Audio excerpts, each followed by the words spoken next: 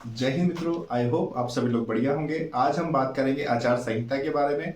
आचार संहिता क्या होती है, इसके क्या परिणाम होते हैं, इसे लागू कौन करता है, प्रतियोगी परीक्षाओं पर इसका क्या प्रभाव होता है, तथा वर्तमान समय में आगामी राज्यों में जो इलेक्शंस होने हैं उसके लिए आचार संहिता कब लागू होने की संभावनाएं हैं।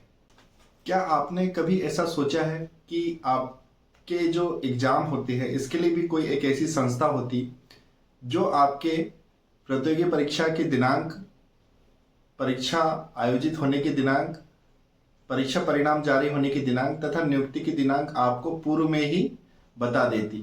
चूंकि वर्तमान में ऐसा नहीं है, लेकिन सिर्फ एकमात्र इलेक्शंस है जिनके लिए संपूर्ण प्रक्रिया के आधार पर पूर्व में ही चुनाव दिनांक तथा परिणाम दिनांक की घोषणा होती है। यह सब सिर्फ चुनाव आयोग के नियमित, सुचारू तथा एक संचालित होने वाली प्रक्रिया के अधीन होता है।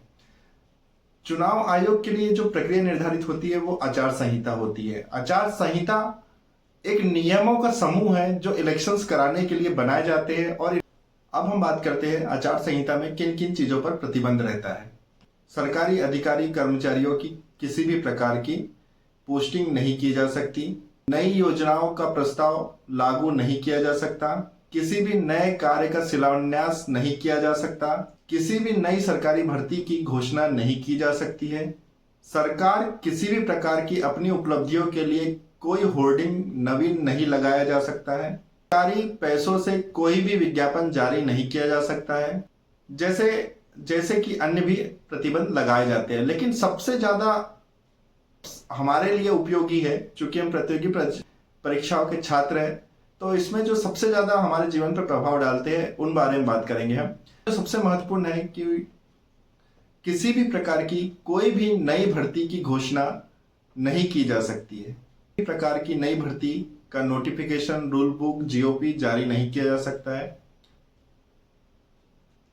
किंतु जिन भर्ती प्रक्रियाओं का संचालन पूर्व से चल रहा है उस पर किसी भी प्रकार का प्रतिबंध नहीं लगता है। इसका आशय यह है कि पुलिस आरक्षक भर्ती, जेल प्रहरी भर्ती, फॉरेस्ट गार्ड भर्ती, असिस्टेंट सुप्रिंटेंडेंट ऑफ जेल भर्ती, जिनका परीक्षा का आयोजन हो चुका है उनके परीक्षा परिणाम जारी किए जा सकते हैं। किंतु एक विशेष है कि हमारे यहाँ पटवारी परीक्षा परिणाम घोषित हो चुका है किंतु उनके नियुक्ति पत्र जारी नहीं हुए। आचार संहिता लागू होने के पश्चात किसी भी प्रकार से किसी भी प्रकार की नियुक्ति पर नियुक्ति पत्र नहीं दिए जा सकते। हाँ, लेकिन ऐसा नहीं है कि बिल्कुल नहीं दिए जा सकते हैं। चुनाव आयोग की अनुमति से नियुक्ति पत्र जारी किए जा सकते हैं, लेकिन इसके पहले चुनाव आयोग के अनुमति प्राप्त करना अति आवश्यक होता है। अब हम बात करते हैं संभावना पर। आचार संहिता लगने से पूर्व, जैसा कि मुझे लगता है, या तो कर्मचारी चयन आयोग द्वारा किसी प्रकार का अपना कैलेंडर जारी किया जा सकता है, परीक्षा परिणाम जारी किए जा सकते हैं तथा नई वैकेंसी का नोटिफिकेशन भी जारी किया जा सकता है।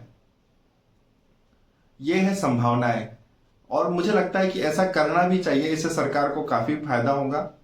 अब हम बात करते हैं कि आचार संहिता कब लग सकती है। वर्तमान परिस्थितियों को देखते हुए राजस्थान, मध्य प्रदेश, छत्तीसगढ़ तथा जिन राज्यों में चुनाव होने हैं वहां पर चुनाव आयोग की प्रक्रिया अत्यधिक तेज हो गई है। सभी शासकीय कर्मचारियों के अवकाश पर प्रतिबंध लग चुका है। सभी बड़े नेताओं की रैलियां, यात्राएं तथा कई प्रकार के कार्यक्रम आयोजित हो चुके हैं। इन सभी स्थितियों को देखते हुए यह कहना कोई अतिशयोक्ति नहीं है कि आगामी 5 से 10 दिनों के भीतर आचार संहिता लागू हो जाए। विगत चुनाव के समय वर्ष 2018 में 7 अक्टूबर को आचार संहिता लागू हो गई थी तथा इस बार भी प्रबल संभावना है कि 7 या 9 अक्टूबर को आचार संहिता लागू हो सकती है।